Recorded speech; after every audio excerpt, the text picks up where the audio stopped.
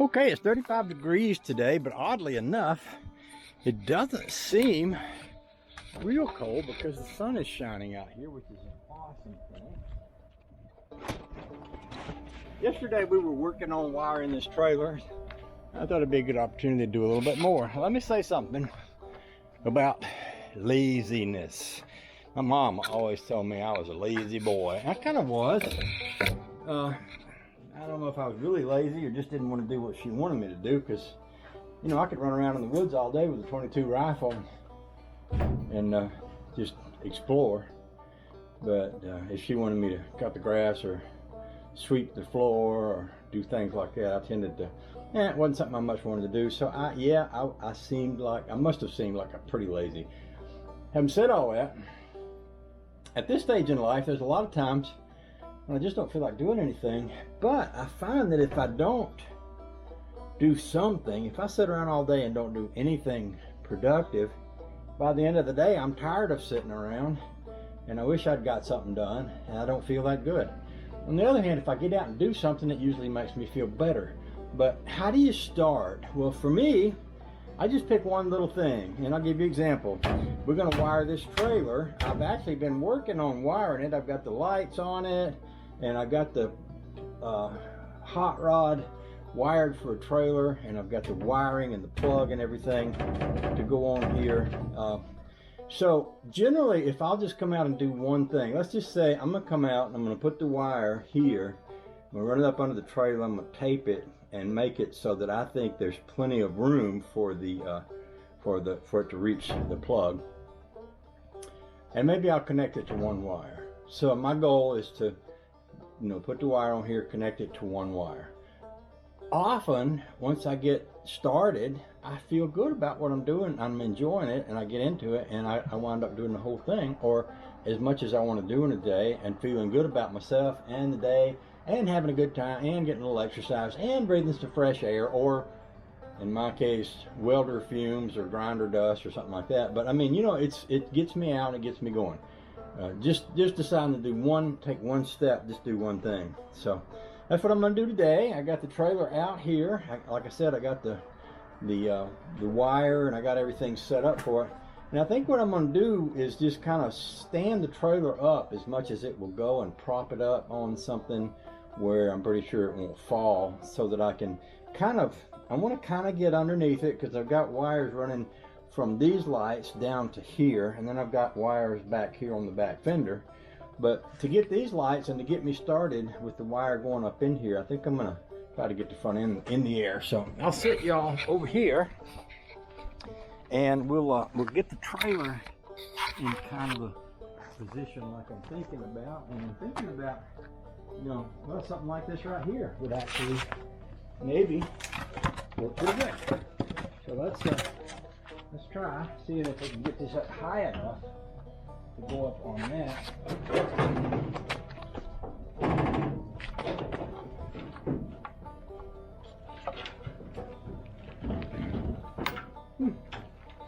That's pretty good, as long as I don't get up on there and woggle it around. So let's take a look up under here and kind of see what we got. So, okay, here is the wire that I attached to that light, and it's hanging down here. And if you look up under there, you see that green wire, same thing. I don't know what this is to, part of the old refrigerator, I guess. So over there I've got a wire. So both of these wires are going to really hook together into the wire that's going to run the running lights or the parking lights back there. So what I can do is I can bring my wire from up here on the tongue. I can tape it off.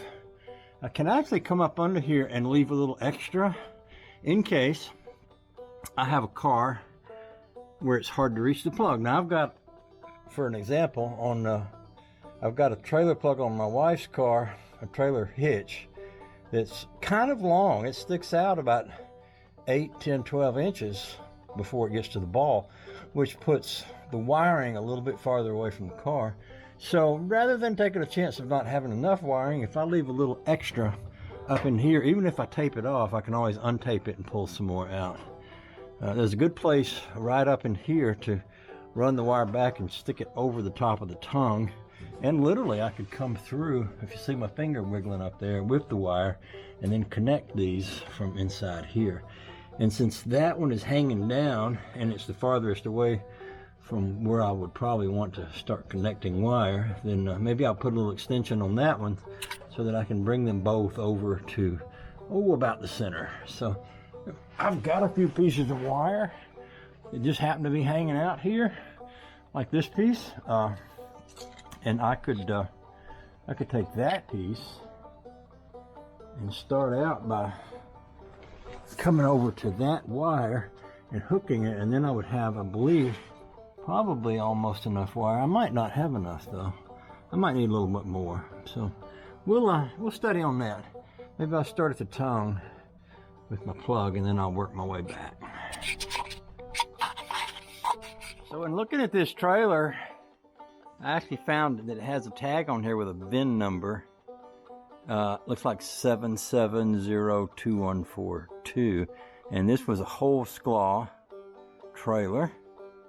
I don't know. If probably somebody knew how to read this could figure out even what year it is, but it's kind of interesting that it has a VIN number. I don't know how, well, I started to say I don't know how long this VIN number would stay on there, but it looks like it's already stayed on there for about 50 years, so I got a feeling it's probably okay. This trailer has been patched up before. Anything in Maine is going to rust out, so somebody's come in and patched it up, at least for the part that I'm using. A lot of this trailer got thrown away because it was rusty. What I'm going to do, I mentioned before that I don't really trust a ground that runs through the trailer. So I'm going to do two things. I'm going to actually ground this ground wire to the trailer, but I'm also going to run a wire from that back to each one of these lights that's on here.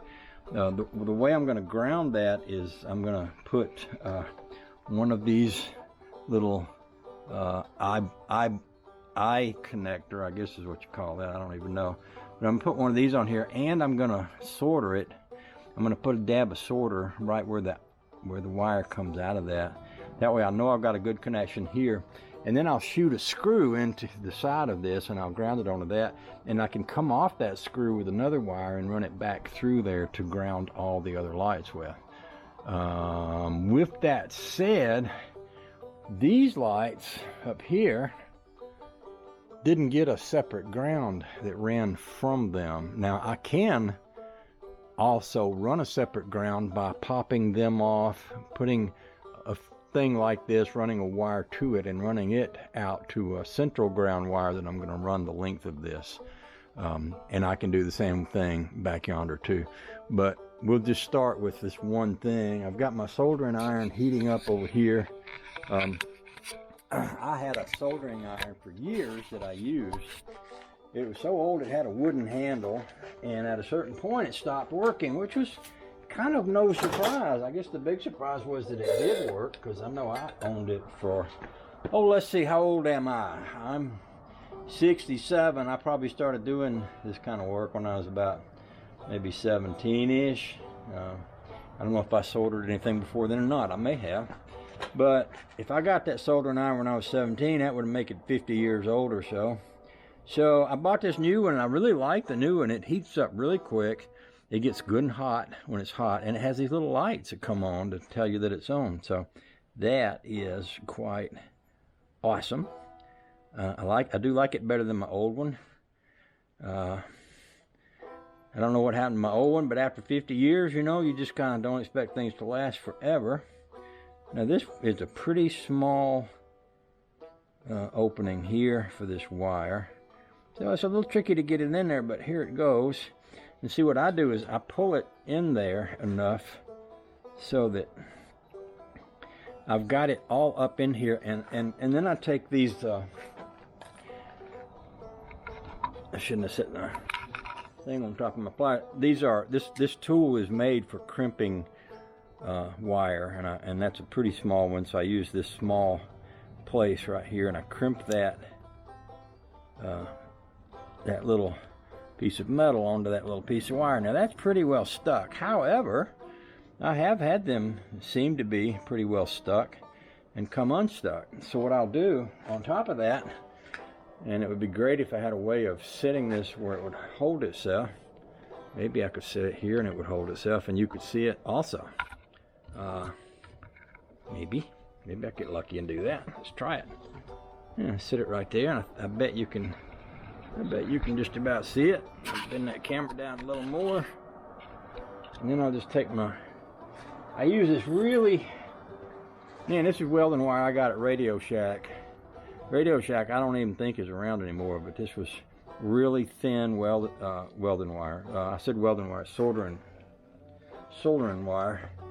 And boy, it's good because it is so thin. This is for wiring like transistor radios and stuff like that.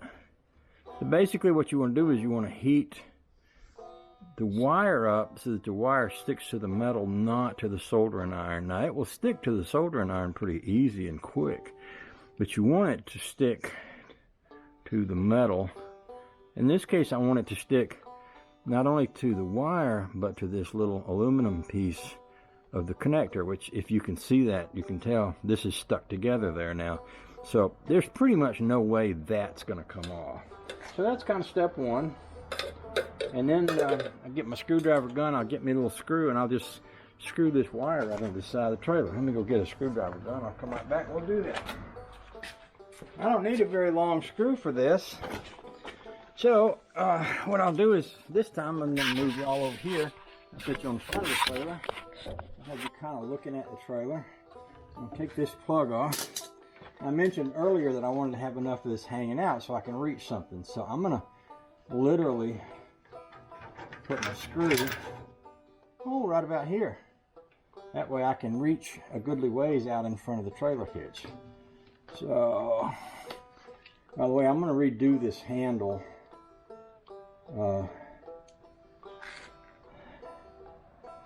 And I probably, I suppose it'll hurt. I started to say I'd maybe put my wire somewhere else, because when I do, I'm going to weld something other than that little piece of stuff there. I can probably work around that without burning this off. So I'm just going to put this right here. Ooh, look at you rolling around.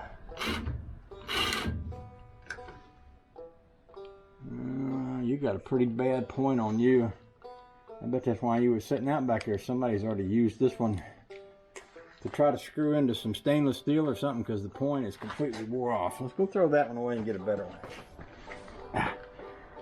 So I got a couple things going on tomorrow. If Luke Palioka is available, I'm going to go see him and see his bus, that cool bus that he brought home from New York.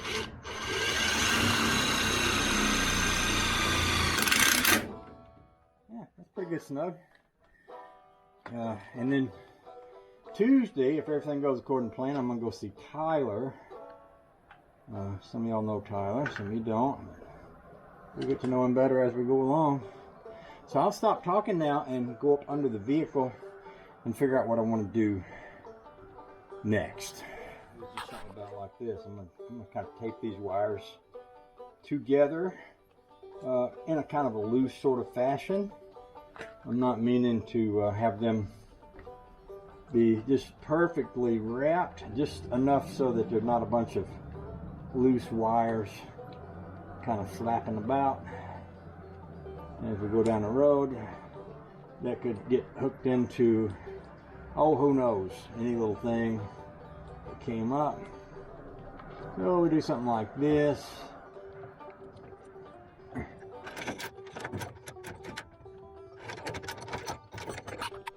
What I might do is just kind of put that someplace like right about there. Just run this. This is oily, so it's probably not going to stick to it, but it will stick to it itself. I'll just run this around here, like that. And that'll kind of keep my wire in a good place. And when I'm not using it, I can take this and stick it up here to keep it off the ground and stuff like that. So, now I've got a color code chart that I'm going to be using to figure out which wire goes to which light.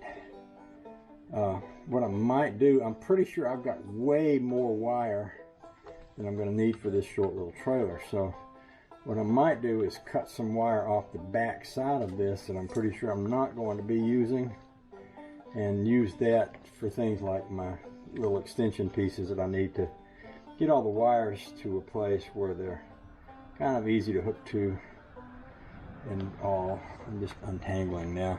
I think I'll stop talking and stop filming until I get ready to show you something else of interest.